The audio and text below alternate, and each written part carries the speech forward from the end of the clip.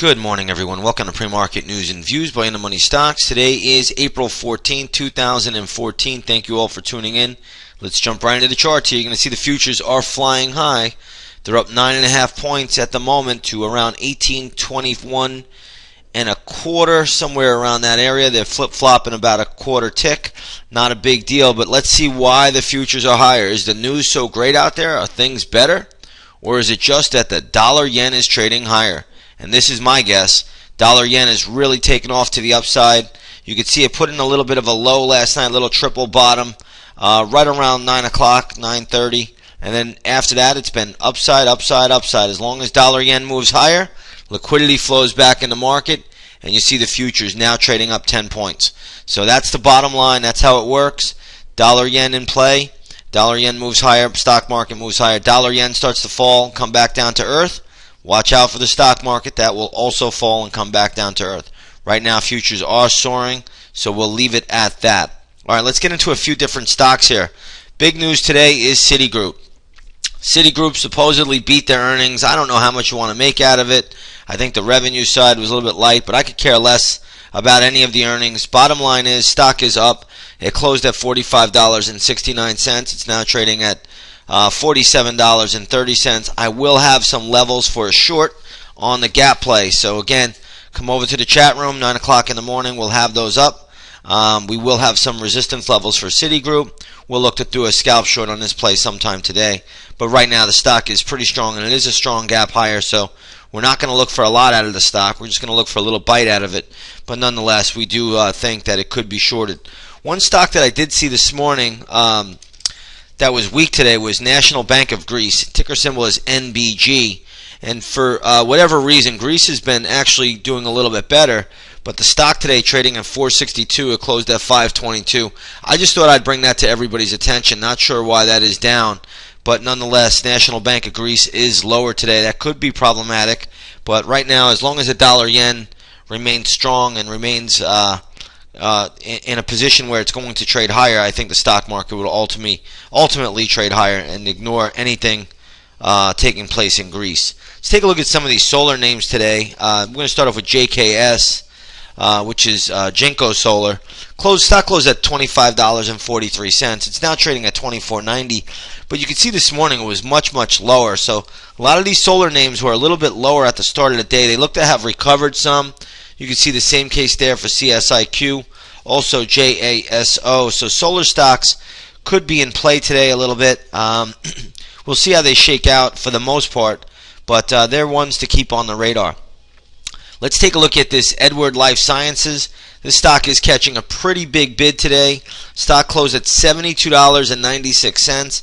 It looks like there was some kind of a settlement there after winning an injunction against Medtronic. So again, Edward Life Sciences really catching a sharp bid. Stock closed at around $73, now trading up around $81.50. I will have some resistance levels for this one. Let's take a look at Medtronic today, because that's the stock that lost the injunction, and it looks like that stock closed at $59.21. It is now trading at $56. So I'm going to have levels for both of these stocks, Edward Life Sciences and Medtronic, both posted up in the chat room today. Real quick, we want to take a look this morning at Herbalife. I'm going to punch that one up.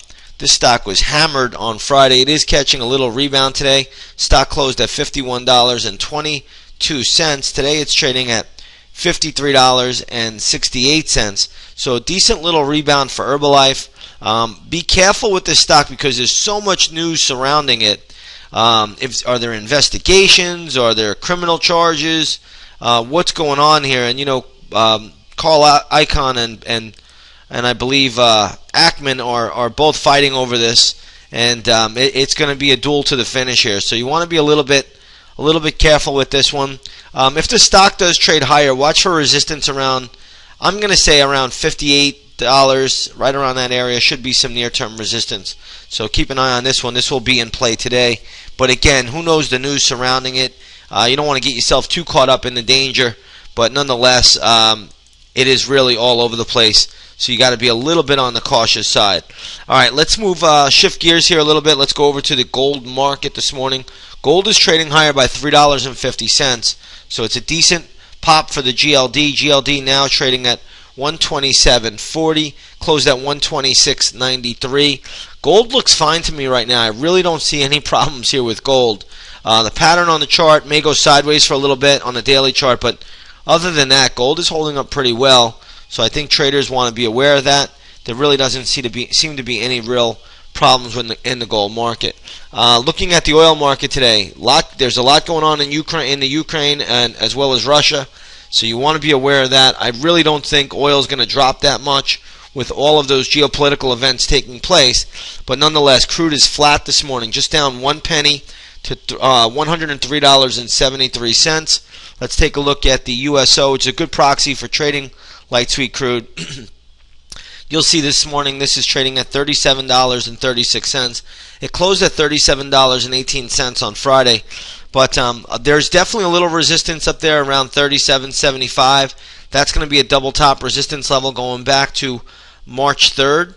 But if it gets above there, I mean, oil could go as high, the USO I should say, could go as high as 38.50 today without missing a beat. So again, oil's holding up really well. I don't see any real problem with it, at least at the moment. You never know how things can play out, but right now I just don't see any real negative sign for the oil market. So again, I would be careful trying to get in front of it on the short side. I would not do so.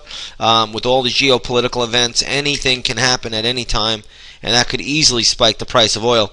But oil right now is holding steady, if you ask me. And like I said, crude futures are trading at $103.75 a barrel at the moment, which is nothing to sneeze at. That's a pretty high price. So again, that's what we're looking at today.